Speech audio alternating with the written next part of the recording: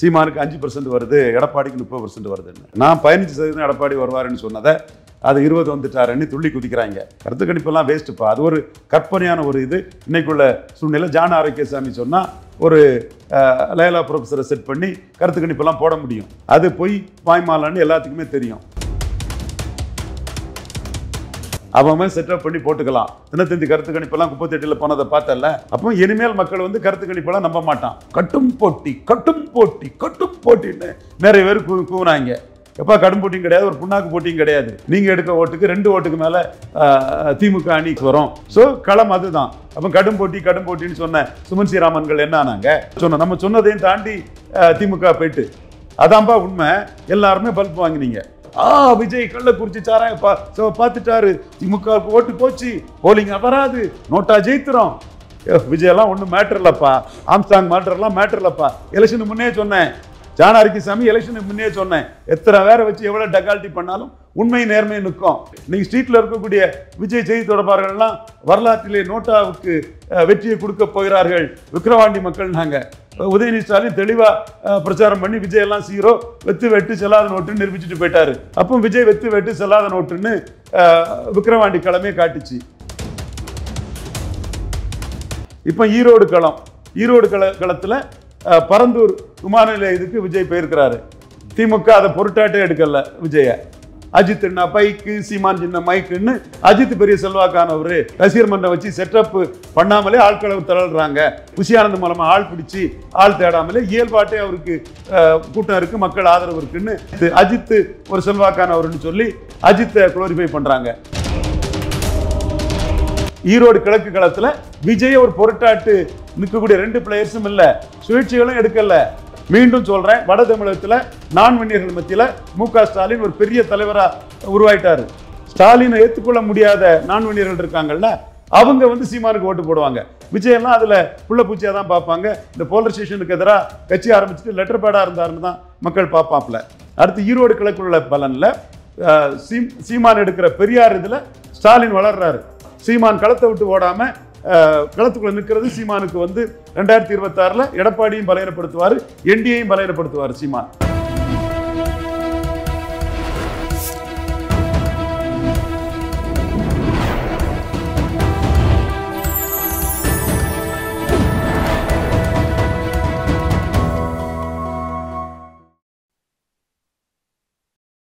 Channel 5 Tamil நேயர்களுக்கு வணக்கம். இன்றைய நேர்காணலில் நம்முடன் இணைந்திருப்பவர் அரசியல் விமர்சகர் திரு ரவீந்திர துரைசாமி அவர்கள். சார் வணக்கம். சார் வணக்கம் தம்பி. இப்போ இன்னைக்கு வந்து ஈரோடு இடைத்தேர்தல் வந்து நடந்துகிட்டு இருக்கு. சீமான் அவர்களுக்கு வந்து வாக்குகள் செலுத்திக்கிட்டு இருக்காங்க அப்படின்னு நடக்கும்போது ஒரு 2 நாள் முன்னாடி வந்து ஒரு சர்வே வந்து ரிலீஸ் பண்ணியிருந்தாங்க. திமுகவுக்கு வந்து 50+%, சீமான் அவர்களுக்கு வந்து 16+% அப்படிங்கிற மாதிரி ரிலீஸ் பண்ணியிருந்தாங்க.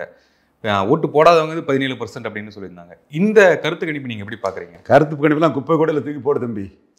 தினத்தந்தியில கருத்து கணிப்பு போட்டான், சீமானுக்கு 5% வருது, எடப்பாடிக்கு 30% வருதுன்னு. சீமான் 8% எடுத்தாரு, எடப்பாடி 20% எடுத்தாரு. நான் 15% எடப்பாடி வருவாருன்னு சொன்னதை அது 20 வந்துட்டாருன்னு துள்ளி குதிக்கிறாங்க. 30ன்னு சொன்ன தினத்தந்திக்கும் எடப்பாடி வந்ததுக்கும் 10% டிஃபரன்ஸ். கருத்து கணிப்பெல்லாம் வேஸ்ட்டுப்பா. அது ஒரு கற்பனையான ஒரு இது. இன்னைக்குள்ள சூழ்நிலை ஜான் ஆரோக்கியசாமி சொன்னா ஒரு லைலா ப்ரொஃபஸரை செட் பண்ணி கருத்து கணிப்பெல்லாம் போட முடியும். அது பொய் பாய்மாலான்னு எல்லாத்துக்குமே தெரியும். ஒரு கட்சி நினைச்சுன்னா இந்த ஏஜென்சி இந்த கருத்து கணிப்புன்னு போட முடியும். இன்னொரு கட்சி நினைச்சுன்னா அதுக்கு மாற்றி ஒரு கருத்து கணிப்பு போட முடியும். தேர்தல் ஆணையம் சொல்ற ரிசல்ட் தான் ஃபைனல். திமுகவுக்கு எவ்வளவு, நாம் தமிழருக்கு எவ்வளவுன்னு பார்த்துக்க, அதுதான் ரிசல்ட். கருத்து கணிப்பெல்லாம் குப்பை. அவன் செட்டப் பண்ணி போட்டுக்கலாம். தினத்தந்தி கருத்து கணிப்பெல்லாம் 38 போனதை பார்த்தல. சீமானுக்கு 5% போட்டு அது 4 ஆட்டு குறைச்சிடலான்னு சதி பண்ணாங்கல்ல. 8 வந்தார்ல சீமான். அப்போ இனிமேல் மக்கள் வந்து கருத்து கணிப்பெல்லாம் நம்ப மாட்டான். அது மார்க்கெட்டிங் ஆட்கள் செட்டப் பண்ணி பண்றக்கூடிய வேலை. அது சுய விளம்பரத்துக்காக பண்ற வேலை. அது ஒரு மார்க்கெட்டிங் ஸ்ட்ராட்டஜி. ரியல் இதுதான் மேட்ரு. இப்போ நம்ம வந்து ஒரு லெவல்ல திமுகவுக்கு வந்து என்ன வருங்கிறத கழிஞ்ச ஈரோடு கிழக்கு இதில் நம்ம தான் சொன்னோம். கட்டும் போட்டி கட்டும் போட்டி கட்டும் போட்டின்னு நிறைய பேர் கூவுனாங்க.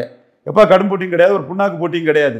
என் தம்பி அக்னீஸ்வரன்ட்ட நான் சன் நியூஸ் தொலைக்காட்சியில் சொல்லியிருப்பேன். நான் சொல்லாண்டான்னு தான் நினச்சேன். அவன் சீண்டிட்டான். என் தம்பி தான், என்னோட அன்புக்குரிய தம்பி தான். உடனே நான் சொன்னேன், நீங்கள் எடுக்க ஓட்டுக்கு 2 ஓட்டுக்கு மேலே திமுக அணி காங்கிரஸ் வரும், செந்தில் பாலாஜி களத்துக்குள்ளே பெரிய அளவு சாதிப்பாருன்னு ஓப்பன் ஆட்டு தான் அதை சொன்னேன்.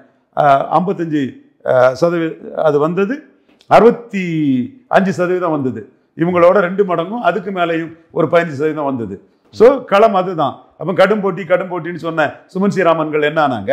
அப்போ நம்ம வந்து யதார்த்தத்தை புரிஞ்சுக்கிட்டு அதை சொன்னோம். நம்ம சொன்னதையும் தாண்டி திமுக போயிட்டு அதான்பா உண்மை, எல்லாருமே பல்ப் வாங்கினீங்க.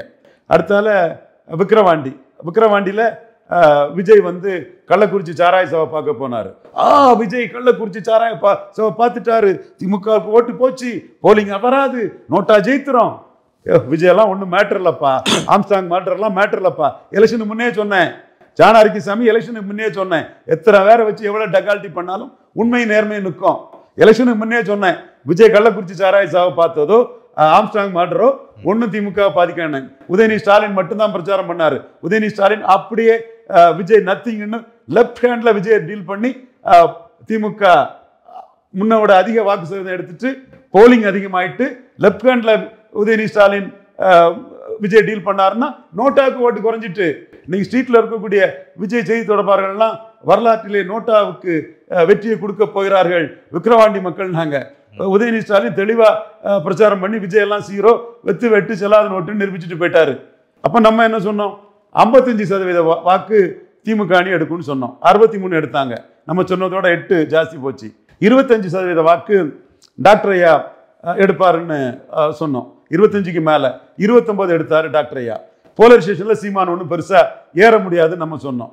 அப்போ விஜய் வெட்டு செல்லாத நோட்டுன்னு விக்கிரவாண்டி களமே காட்டுச்சு. இப்போ ஈரோடு களத்துல பரந்தூர் விமான நிலையத்துக்கு விஜய் போயிருக்கிறாரு. திமுக அதை பொருட்டாட்டே எடுக்கல விஜய.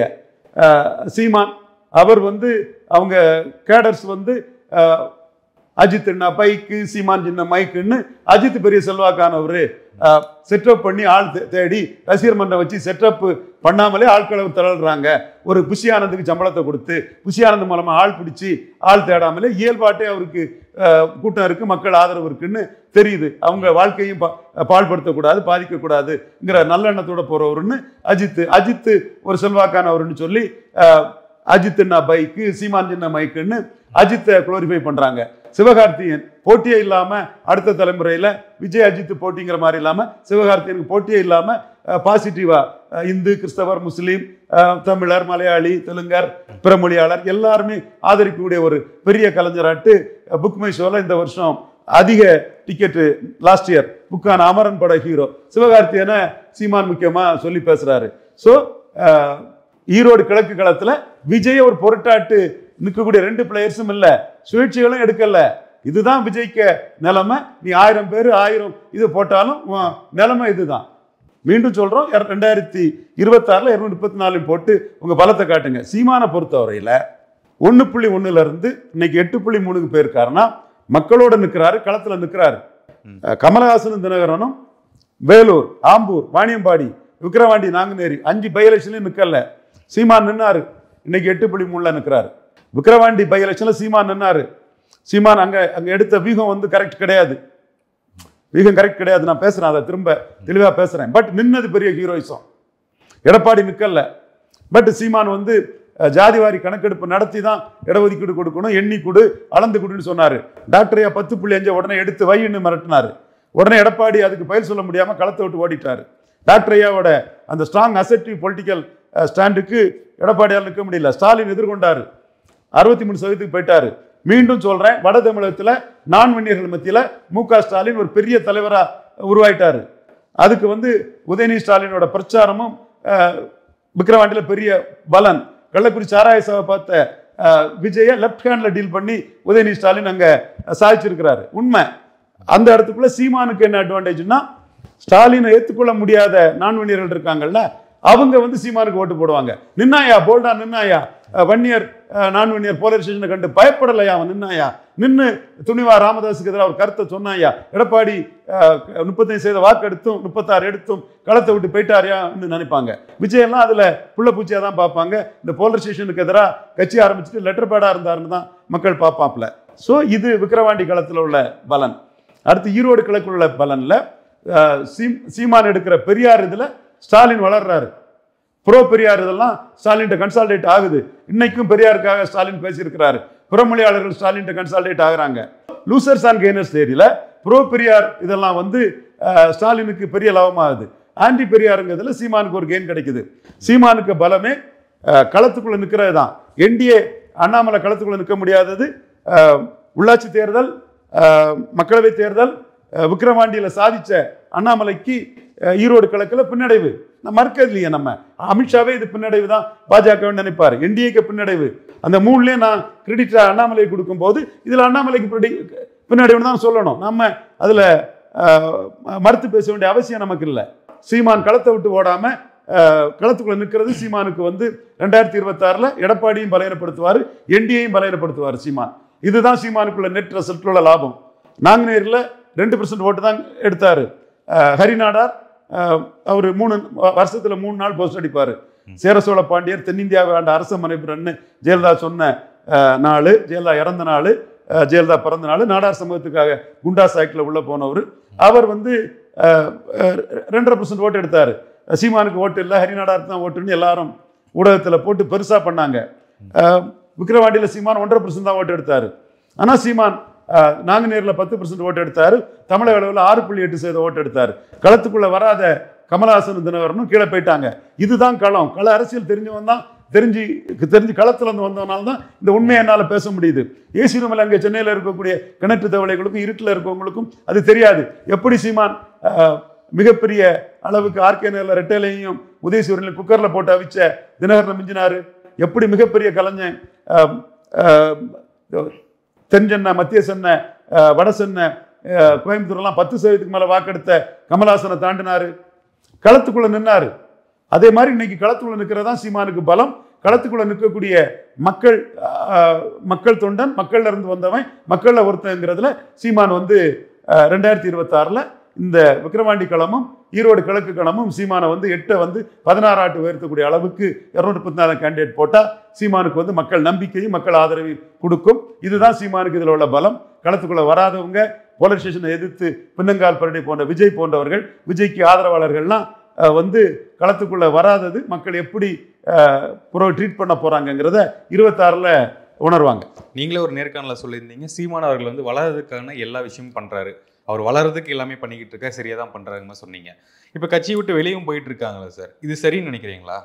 ராஜீவ்காந்தி போனாரு, கல்யாண சுந்தரம் போனாரு, ஐயநாதன் போனாரு, மன்சூர் அலிகாம் போனாரு. எல்லா கட்டத்திலும் வளர்ந்துட்டு தானே இருக்கிறாரு. அது வளர்ச்சியா இல்லையாங்கிறது 26 தெரியும். என்னோட கணிப்பு விக்கிரவாண்டியில் நின்னதுலையும் ஈரோடு கிழக்கில் நின்னதுலையும், ஈரோடு கிழக்கில் சீமான் வர்சஸ் ஸ்டாலின் ப்ரொஜெக்ஷன் வந்ததும், ஈரோடு கிழக்கில் பிரபாகரன் வர்சஸ் தந்தை பெரியார்னு ப்ரொஜெக்ஷன் வந்ததும், ஈரோடு கிழக்கில் தந்தை பெரியார்னு தான் சொல்லுவேன். ஏன்னா நான் தமிழ் தேசிய வர்சஸ் திராவிடன் வந்ததும் நான் வந்து தந்தை பெரியார் உயிரோடு இருந்தால் மோடிக்கு வெற்றியை பாராட்டியிருப்பார்.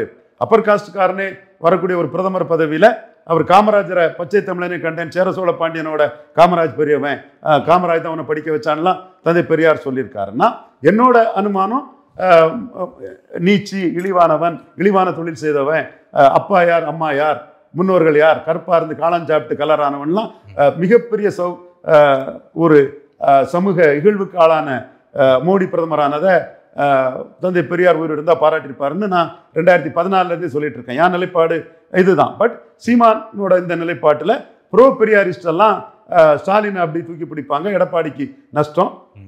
தென் ஆன்டி பெரியாரிஸ்டெல்லாம் சீமானுக்கு லாபமாக வருவாங்க. இதில் வலமும் போகாமல் இடமும் போகாமல் நடுப்பில் அடிபடுற கேஸ் ஆட்டு விஜய் இருக்கிறார். சரி, இப்போ வந்து ஏன் சொல்றேன்னா, பெரியார் மேட்டர்ல விஜய் பதில் சொல்லலை. ஒருவேளை ஜான் ஆரோக்கியசாமி நாளைக்கு சீமானையே சிஎம் கேண்டிடேட்டா சொல்லி விஜய் பிரச்சாரம் பண்ண வேண்டியது இருக்குமோ, பவன் கல்யாண் 2014 ஆந்திர பிரிவினை எதிர்த்து பிரச்சாரம் பண்ண மாதிரி அப்படி ஒரு சூழ்நிலை வருமோன்னு ரொம்ப ஃபியூச்சரிஸ்டிக்காக ஜான் ஆரோக்கியசாமி அதை தடுத்து வச்சிருக்கலாம். ஓகே, இப்போ வந்து பெரியாருடைய ஹேட்டர்ஸ் வாக்கு, டிஎம்கே ஹேட்டர்ஸ் வாக்கு, அதிமுக, பாஜக, இந்த வாக்குகள் எல்லாம் சீமானுக்கு அவர்களுக்கு வரக்கான வாய்ப்புகள் இருக்கா? இடைத்தேர்தல் இன்னைக்கு நேட்டில் என்ன போலீஸ் என்ன நடக்குதை வச்சு தான் முடிவு இருக்கும். அதுக்குள்ளே நான் பெருசாக போக விரும்பலை. திமுக 75% வாக்கு குறையாதுங்கிறத மட்டும் நான் ப்ரெடிக்ட் பண்ணுறேன். இது ஜென்ரலான கேள்வி தான் சார், பொதுவான கேள்வி. ஏன்னா மக்கள் இருக்க கேள்வி. தொடர் தோல்விகள் வந்து சீமான் சந்திச்சுட்டு இருக்காரு, அதுக்கப்புறம் ஏன் தேர்தல் வந்து தொடர்ந்து நிற்கிறாரு, தோல்வி தானே ஆக போறாரு, ஒரு எம்எல்ஏ கேண்டிடேட்டும் கூட இல்லை, எம்எல்ஏவே இல்லை, எதுக்கு இந்த தேர்தல் நிற்கிறாருங்கிறதான் கேட்குறாங்க. இது சீமான் வளர்றாணி வைத்தறிச்சலும் பொறாம போடக்கூடிய முகங்களோட பதில். அவன் வைத்தறிச்சல் படட்டு சீமான் வளர்ந்துகிட்டே இருக்கட்டும். இல்ல இப்ப தொடர் தோல்வி நிக்காம இருக்கலாமே, இந்த எதிர்க்கட்சினே நிக்க பயப்படுறாங்களே, ஏன் நிக்கிறான்னு கேக்குறாங்க. அது சீமானுக்கு முடிவு. நீ கோலை பயந்து ஓடிட்டேன்னா அவன் வீரன் நிற்கிறான், அதை கண்டு ஏன் கோலை மிரள்ற? ஓகே, இதோடைய முடிவுகள் என்னவா இருக்குன்னு நினைக்கிறீங்க? 26ல் சீமான் 8 வந்து 16க்கு மேலே ஜம்ப் பண்ணி கொண்டு போயிடுவார். இப்படி தான் கமலஹாசனையும் தினகரனையும் சீமான் வீழ்த்தி ஏறினார். இதில் வந்து என்டிஏயும் இதில் தப்பு பண்ணிட்டாங்க. எடப்பாடி விக்கிரவாண்டிலையும் ஈரோடு கிழக்கிலையும் தப்பு பண்ணிட்டாரு.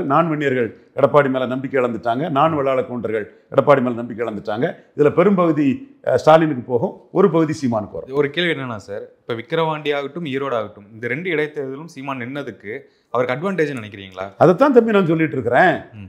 வன்னியர்கள் வந்து பெரும்பகுதி ஸ்டாலினுக்கும், ஸ்டாலினை ஏற்றுக்கொள்ள முடியாத ஒரு பகுதி எடப்பாடி போல்டானுக்கல்ல, ராமதாஸ் கண்டு ஓடிட்டாரு, சீமான் நின்னார், ஒன்னையாடா அடிக்க சொன்னேன், பறையதான அடிக்க சொன்னேன்னு நின்னாருன்னு வன்னியர்களில் ஒரு பகுதி ஸ்டாலினுக்கு பெரும்பகுதியும் ஒரு பகுதி சீமானுக்கும் கிடைக்கும். அதே மாதிரி வெள்ளாள கவுண்டர்கள் மத்தியில், தமிழ் காஸ்ட் மத்தியில் பெரும்பகுதி ஸ்டாலினுக்கும், அதில் ஒரு பகுதி ஸ்டாலினை ஏற்றுக்கூடாதவங்க சீமானுக்கும் கிடைக்கும். எடப்பாடி களத்திலே நிற்காதவர், அவரெல்லாம் ஒரு லீடர்ஷிப்பில் சீமானுக்கு துணிச்சல் அவருக்கு இல்லைன்னு தான் அந்த மக்கள் பார்ப்பாங்கங்கிறது தான் நான் சொல்கிறேன். ஏன்னா எடப்பாடி கட்சி வன்னியர் கட்சி கொங்கு வேளாளர் கவுண்டர் கட்சி ஆகிட்டு, இன்னும் சொல்ல போனால் கொங்கு வேளாளர் கவுண்டர்கள் மத்தியிலே நிற்காததை வந்து அவன் கேவலமாக பேசுகிறான், அவமானமாக இருக்குன்னா இவர் செங்கோட்டையனே சொல்லியிருக்கார்.